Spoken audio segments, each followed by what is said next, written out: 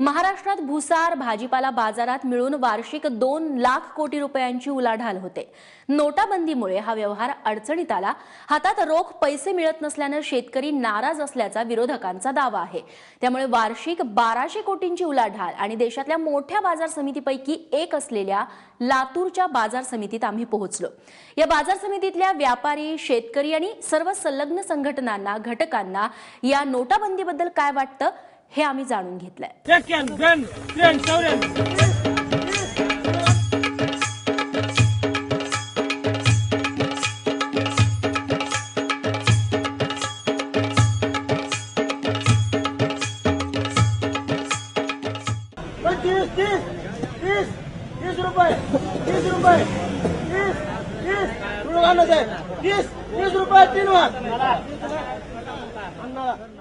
नोटाबंदी मागच्या परिणामाचं सत्य आपण जाणून घेण्याचा प्रयत्न करतोय। चडचणला आपण पाहिलं तो तुम्ही बऱ्याच जणांनी तो भाग बघितला असेल, पण आजच्या या भागाच्या आधी थोडंसं अर्थकारण समजून घेऊ आपण। साधारणपणे जीडीपी म्हणजे तुमच्या एका आर्थिक वर्षामध्ये देशांतर्गत बाजारपेठेमध्ये ज्या वस्तू तयार होतात त्याचं जे दर्शनी मूल्य असतं त्या दर्शनी मूल्याला जीडीपी असं म्हणतात। आता आपल्या देशाची जी जीडीपी आहे ती साधारणपणे सरकार असं म्हणतं की 7.5% या दरानं तिचा विकास सुरू आहे। इन्फ्लेशन म्हणजे महागाईचा दर सुद्धा आवाक्यात आहे 3.5%। असं असताना मग सरकारने हा निर्णय घ्यावा का? सगळं सुरळीत चालू असताना मग अचानक नोटाबंदी करावी का? हा एक प्रवाद आहे, एक चर्चा सुरू आहे। पण जर जागतिक अर्थकारणाचा विचार केला तर साधारणपणे आपल्या जीडीपीच्या 17% हे हाय डिमॉनिटायझेशन म्हणजे ज्याचं व्हॅल्यू जास्त आहे अशा त्या 500 ते 1000 रुपयाच्या नोटा आहेत, ज्या साधारणपणे 17,000 कोटी असाव्यात, की ज्या सरकारने एकदम बाजारपेठेतनं काढून घेतल्या। जागतिक बाजारपेठेमध्ये भारत हा देश 17% कॅश व्यवहारावरती चालतो, अमेरिका 13%, चीन 11%, जापान 9% आणि स्वीडन हाच एक असा एकमेव देश आहे की ज्या देशाने कॅशलेस इकॉनॉमी स्वीकारलेली आहे। या सगळ्या अर्थकारणानंतर प्रत्यक्ष आर्थिक व्यवहारावरती काय झालंय याचा आपण शोध घेतोय आणि लातूरच्या कृषी उत्पन्न बाजार समितीमध्ये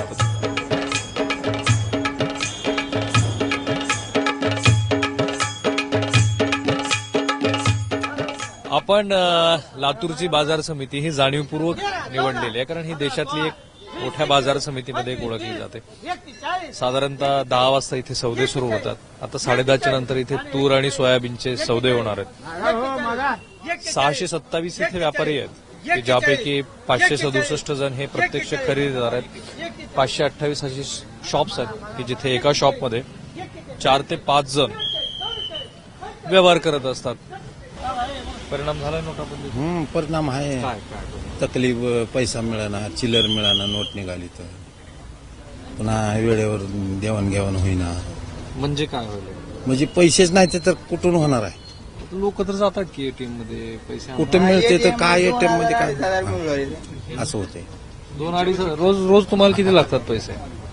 रोज बकळ लागतात पैसे आम्हाला, नाही शेतकऱ्याला म्हणा। जिथून व्यवहार मोठा आहे तिथूनच गोरगरीब जगणार आहेत ना, त्याच्यापाशी 4 माणसं जीवन जगणार आहेत। मग त्याच्यापाशीच येणं गेल्यावर आमच्यापाशी कुठून येणार आहे? काम लागल कसं? जीवन जगायचं कसं? आवक पूर्वी किती होत होते, आता किती होते?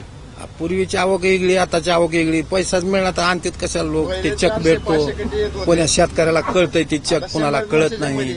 चेक लावला तर लगे पैसे भेटतात कधी। नोटाबंदीच्या आधी रोज किती व्हायचे, मग किती कट्टे व्हायचे? त्याच्या अगोदर नॉर्मल नोटा बंद व्हायच्या अगोदर 1800-1200 कट्टे माप होते। आता 100 कट्ट्यावरती, आता 100-150-200 कट्ट्यावर आले। 200 कट्ट्यावर। हा, मोदीला लय भारी काम केले साहेब, ही लय भारी काम केले। हा, 500च्या 1000च्या नोटा का नाही गोटुडे होते ते पार जितले तिथं बसून। आता 2000ची नोट म्हणलं की वरी बघाले। हा, लय भारी काम केले वाघानं त्या। खालून वरून कमळाचं फुलच निवडून यावं आपल्या भारतात तिरंगा झेंड्याला। यांच्या मतापैकी तुमच्यापैकी किती सहमत आहेत बरं? हा निर्णय योग्य आहे असं किती जणांना वाटतंय? एकटेच आहेत? एकटाच विरोधी एकटाच राहतोय। एकटाच आहे की मोदी माझा? मोदी एकटाच आहे का नाही? एकट्यानंच हलविलं का नाही सगळं भारत देश? हा, तसा मी एकटाच आहे। जिथे 6 ते 7 हजार मजूर असतील, तोलाई करणारे कामगार असतील, तुरीची बाजारपेठ खूप मोठी आहे, सोयाबीनची खूप मोठी बाजारपेठ आहे. अशा बाजारपेठेतलं सर्वसामान्य लोकांचं जे रिॲक्शन आहे, जे रिफ्लेक्शन आहे, ते समजून घ्यायला पाहिजे. खरंच नोटाबंदी मागचं सत्य काय? सगळे खरेच व्यवहार थांबलेत? लातूर कृषी उत्पन्न बाजार समितीचा व्यवहार वाढला त्याचं मुख्य कारण म्हणजे इथे तुम्ही आल्यानंतर शेतमाल घातला की 24 तासाच्या आत तुम्हाला पैसे मिळतात. ललितभाई शाह आहेत माझ्याबरोबर, लातूर कृषी उत्पन्न बाजार समितीचे सभापती. नोटाबंदी आली 8 तारखेला, दुसऱ्या दिवशी परिणाम झाला का मग हळूहळू ते झालं? 2 दिवसांनी परिणाम झाला. तसं आम्ही गव्हर्नमेंटला 1 ते 7 आणि 8 ते 16चं स्टेटमेंट सुद्धा पाठवलेलं आहे सेंट्रल गव्हर्नमेंटला. आणि आमच्याकडे जवळजवळ आवकामध्ये जवळपास 30 ते 35% घट झालेली आहे. आणि आता आणणारा शेतकरी सुद्धा हा माल हळूहळू आणतोय, कारण आणला तरी त्याला पैसे मिळत नाही. 7 तारखेच्या आधीचं जे स्टेटमेंट तुम्ही पाठवलं हो. ते काय सांगतं? त्यावेळी जी आवक होती आमच्या पाडव्याच्या दिवशी 1.25 लाख पोती सोयाबीनची आवक होती वन डे. आणि त्याच्यानंतर त्या 8 दिवसात रोज जवळपास 70,000 पोत्याची आवक होती सोयाबीनची टिल 8 पर्यंत. त्याच्यानंतर 9 तारखेपासून सुद्धा आवक होती. 10 पासून आवक हळूहळू कमी झाली. आणि ओनली बिकॉज ऑफ फंड्स और शेअर पॅनिक? नाही, ओनली बिकॉज ऑफ करन्सी. पैसे हे मिळत नसल्यामुळे लगेच शेतकऱ्यांना जाणवलं. 9 तारखेला मिळाले नाही, 10 तारखेला मिळाले नाही. मग ते डिस्टर्ब झाले की माल आणावा का नको आणावा. किती फरक पडला? हा जवळपास आवक होती. त्याच्या आता सगळं 30 ते 35,000ची आवक आहे. हळूहळू इम्प्रूव्ह होत चाललं. पण म्हणजे थोडं बहुत पेमेंट, पण ती नगण्य प्रमाणात इम्प्रूव्ह होऊ लागलाय ते. आणि त्याच्यामुळे आवक वाढत नाही आमच्याकडे आज सुद्धा. 25-30,000 35,000पेक्षा जास्त आवक वाढत नाही. म्हणजे आडत्या जो माल विकतो त्याचं 100% पेमेंट 8 तारखेच्या अगोदर आणि आजही चेकनंच मिळतं. अडचण काय? आडत्याला तो बँकेतनं पैसे मिळत नाही शेतकऱ्याला द्यायला. नाही, पण आता तुम्ही शेतकऱ्यांना चेक नाही देताय. शेतकऱ्यांना चेकनं काही प्रमाणात सुरू झाले, सगळे एक्सेप्ट नाही. आणि तेही शेतकऱ्यांना 100% जर चेकनं पेमेंट करत गेलो तर त्यांना ग्रामीण मधला शेतकरी लातूर शहरात आल्यानंतर शहरातल्या काही त्याच्या खरेदीच्या वस्तू असतात ते त्याला घेणंच शक्य होत नाही. पुन्हा ते चेक त्यांनी घेऊन ग्रामीणला जायचं, तिथं तो चेक भरायचा. भरल्यानंतर त्याला काहीच प्रमाणात 10,000 आणि 5,000च मिळणार. मग त्याच्यात पुन्हा त्यांनी गावाकडून लातूरला यायचं. हे सगळं डबल खर्च वाढतो ह्याच्यामुळे. हे किती दिवसांनी इम्प्रूव्ह होईल असं वाटतं तुम्हाला, गिव्हन सिच्युएशन आता? नाही, मला वाटत नाही की इट विल बी इम्प्रूव्ह, म्हणजे नॉट लेस दॅन 3 months. पाहिजे तेवढी सुलभता आलेली नाहीये व्यवहारामध्ये. इम्प्रूव्हमेंट आहे, पण त्यांना अपेक्षित आहे तशा पद्धतीचं ते नाहीये.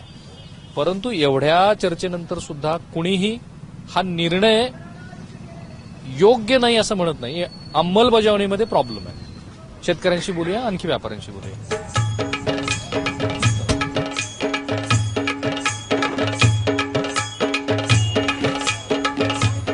आता हे जे कमिशन एजंट आहेत ना माझ्यासमोर बसलेले, त्यांचं असं म्हणणं आहे की आता सगळाच व्यवहार जर कॅशलेस होणार असेल तर मग लातूरची बाजारपेठ चालणार कशी? आम्हाला सध्या करंट अकाउंटहून आठवड्याला 50,000 रुपये मिळत आहेत.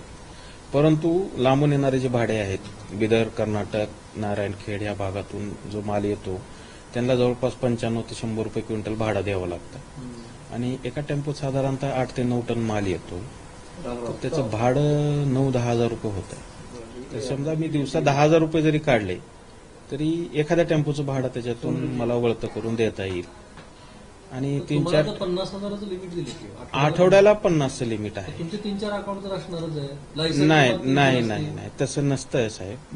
5-6 अकाउंट जरी असले कुणाचे तरी त्याला स्क्रुटन्या आणि इन्कम टॅक्सचे जे बडगे आहेत त्याला घाबरून कुणीही या पद्धतीनं जायला तयार नाही. एकच खातं प्रत्येक जण वापरत आहे. ज्या खात्यावर आरटीजीएस होत आहेत किंवा ज्या खात्यावर ऑनलाईन पेमेंट दिलं जात आहे त्याच खात्यावरून आम्ही विड्रॉवलही करत आहोत. कारण आम्हाला कॅशबुक डेली मेंटेन करत आलेलो आहोत आम्ही. आणि बाजार समितीच्या इतिहासात ही पहिल्यांदाच अशी परिस्थिती निर्माण झाली की नोव्हेंबर महिना मध्ये जे होणारी आवक आहे त्याच्यामध्ये 80 ते 85% घट झालेली आहे. तुम्ही 960 रुपयाचा चेक दिला, अडचण काय झाली मग? अडचण त्या शेतकऱ्यांनी माझ्या तोंडावर चेक फेकून दिला. हा, चक्क फेकून दिला. हे 960 रुपयाचे तुम्ही काय देताय? त्यांना शेतकऱ्यांना चेक म्हणजे हे खूप क्रिटिकल वाटायले. कारण इथं रोखीनं पैसे मिळत होते, आम्ही ते पैसे आता देऊ शकत नाही. कधी ना कधी तर तुम्हाला म्हणजे आता जी पॉलिसी आहे त्यानुसार बँकिंग व्यवहारच करायचे. तुमच्या साईडला प्रॉब्लेम काय? आमच्या साईडला काय शेतकऱ्यांसाठीच करताना आम्ही काम. आमच्याकडे जी चेक येतात आम्ही खरेदीदार चेक आलेले बँकेला लावतो, तिथून नगदी पैसे घेऊन शेतकऱ्याला देतो आम्ही. शेतकऱ्याला पैसे पाहिजेत, बाकी चेक वगैरे काहीच नकोय त्यांना.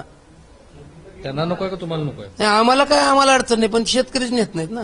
आता निवडणूक झाली तर कशा निवडणुकीचा काय संबंध आहे आपला? आपण शेतकऱ्याच काम करतो, राजकारणाशी काही संबंध नाही. तुमचं वैयक्तिक मत आहे. हो हा, मग ती निवडणूक झालं तर तीच ती काय परिणाम होईल ती होईल. ठीक आहे. मी हा मुद्दा जाणीवपूर्वक ट्रेस केला कारण भाजपचा पारंपरिक मतदार कोण आहे? व्यापारी वर्ग. त्यातला एक घटक तरी किमान इथे दुखावल्यासारखा दिसतोय. अद्याप त्यांनी असं स्वतःचं खुलं मनाने असं काही मत दिलेलं नाहीये. आणखी लोकांशी बोलूया, जाणून घेतो आपण सत्य काय आहे.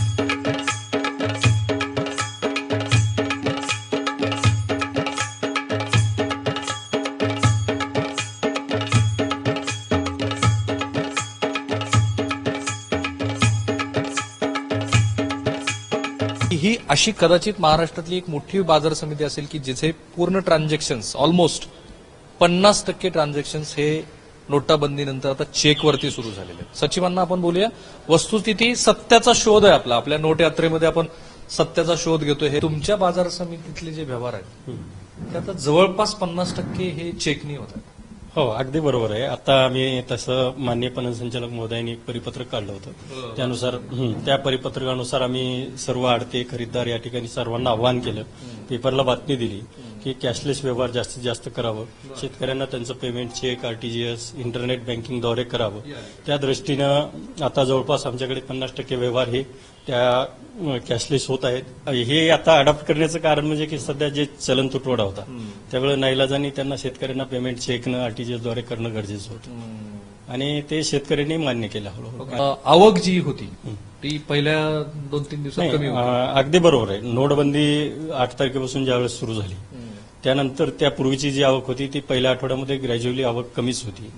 ती जवळपास 30-35% पर्यंत पहिल्या वीकमध्ये कमी होती, पण नंतर हळूहळू ती आवक वाढायला लागली आणि आता सिच्युएशन नॉर्मलाइज झालेलं आहे. कम्प्लीट नॉर्मल अगदी म्हणायला हरकत नाही. आम्ही सुरुवातीचा जो 10 कोटीचा ट्रान्झॅक्शन होता पर डेचा आमचा, तो जवळपास आता त्याच लेवलला आम्ही आलेलो आहे. हे महाराष्ट्रातले प्रेक्षक बघतायत आणि हे जाणीवपूर्वक पाहायला पाहिजे. सत्य काय ते बघा. सगळ्या एपीएमसी मध्ये असा एक सूर आळवला जातोय. मला जायचंय पश्चिम महाराष्ट्रामध्ये, मी कोल्हापूरला जाणारच आहे, सांगलीत जाणार आहे, की सगळे व्यवहार थांबलेले आहेत. असं नाहीये. हे जे गव्हर्नमेंटचे प्रतिनिधी आहेत ते सांगतात. शेतकऱ्यांना शेतमाल तारांमध्ये एक आमच्याकडे एक शेतकऱ्यांना जी सवय लागली की शेतमाल तारांमध्ये माल ठेवणं म्हणजे की त्यांची एक अपेक्षा असते की पुढे चालून जानेवारी फेब्रुवारी जनरली सोयाबीनचे भाव वाढत आहेत आणि त्या भाववाढीच्या अपेक्षेने शेतकरी शेतमाल तारांमध्ये ठेवतो.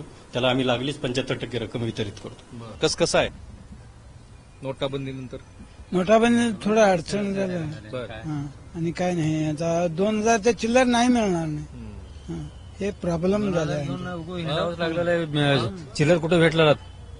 चिल्लर तर भेटला परेशान झाली. चेक लवकर पैसे येणार तिकडे आमच्या कर्नाटकमध्ये. मग काय चेक आणला? चेक का देवलाल तो इथं जमा तिकडे लई अवघड झालंय. तिथं शेतकऱ्या लोकांना सर्वाला कसं जमतं सांगा बरं. हे पहिलंच अगोदर बरं होतं, म्हणजे कॅश घेऊन जातो, पैसे मिळायचे. पैसे मिळाले, घेतले पैसे निघालो घरी. आता प्रॉब्लेम होईल. आता चेक घेऊन काय करावं? इथं गव्हाच्या बॅगा घ्यायच्या, आता हरभऱ्याचं बी घ्यायचे, इथं दुकानदार म्हणते पैसे द्या, साखर घ्या, पैसे साखर घ्यायची आहे, कसं करावं? चेक घेऊन भागत आहे का? आता चेक घेऊन इथून जायचं गावातल्या ग्रामीण बँकेत, ती गेलं की म्हणते 2000 घ्या. 2000 घेतलं तर इथं दुकानदार काय म्हणते? पैसे दे का? पैसे द्या आधी, चिल्लर नाही ते खाताचे. शेती नांगरायला पैसे नाहीत साहेब. आता ट्रॅक्टरवाले जर आले नांगरायला नेले तर आम्हाला डिझेलला पैसे द्या. मग पैसे द्यायचे कुठून? चिल्लरचं एवढं वांदा झालंय. असं पैसे आले बँकेत जरी गेलं तर असं व्हायला लागलंय साहेब.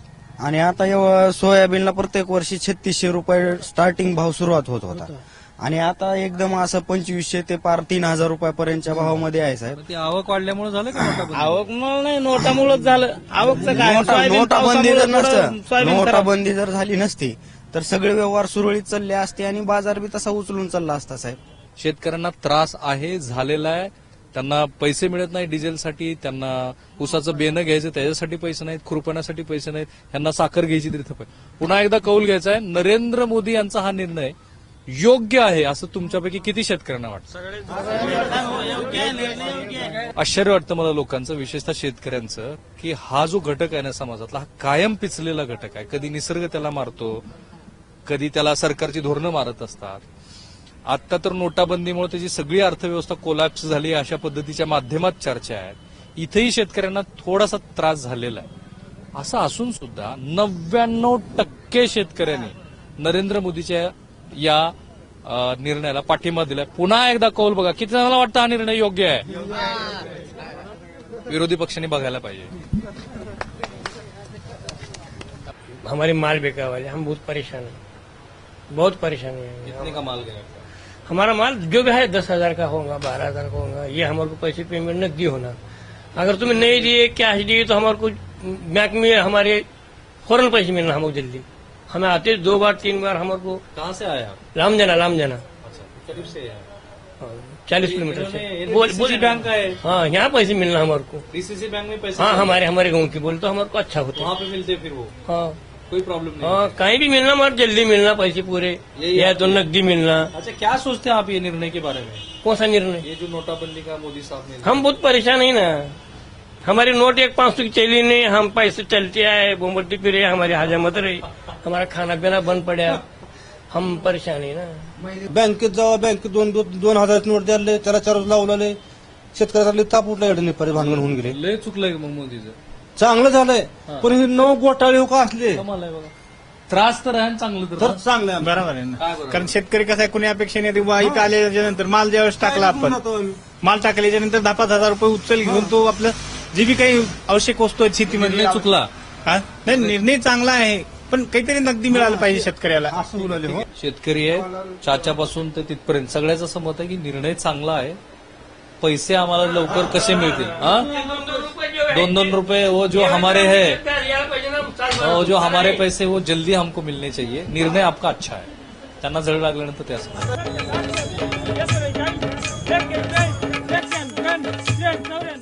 बाजार समितीच्या आजच्या आपल्या पडताळणीमधून काय दिसलं? बाजार समितीमधले व्यवहार पूर्णपणे थांबलेत. हे साफ चूक आहे. बाजार समितीतल्या व्यवहारावरती परिणाम झालेला आहे, परंतु नोटाबंदी आल्यानंतरच्या या 22-23 दिवसामध्ये त्यात सुधारणा पण झालेली आहे. जवळपास 50 ते 60% व्यापारी हे आरटीजीएस किंवा चेक अशा डिजिटल फॉर्मकडे वळालेत. शेतकऱ्यांनी सुद्धा ते चेक स्वीकारलेले आहेत. शेतकऱ्यांच्या एंडवरती मात्र निश्चित अडचण आहे. शेतकऱ्यांना जी अडचण आहे ती माझ्या खात्यावरती असलेले पैसे मला ज्या पद्धतीनं जेवढ्या क्वांटममध्ये हवेत ते मिळत नाहीये. पण परिस्थिती पूर्णपणे ढासळली असं नाहीये. आणि जेवढ्या शेतकऱ्यांना, व्यापाऱ्यांना, कमिशन एजंटला, हमाली तोलाईवाल्यांना विचारलं, ते सगळेच्या सगळे या निर्णयांच्या बाजूनच आहे. विरोधी पक्षाने हे लक्षात घ्यायला हवं. कॅमेरामन निलेश शेवाळेसह मी राहुल कुलकर्णी, एबीपी माझा, लातूर.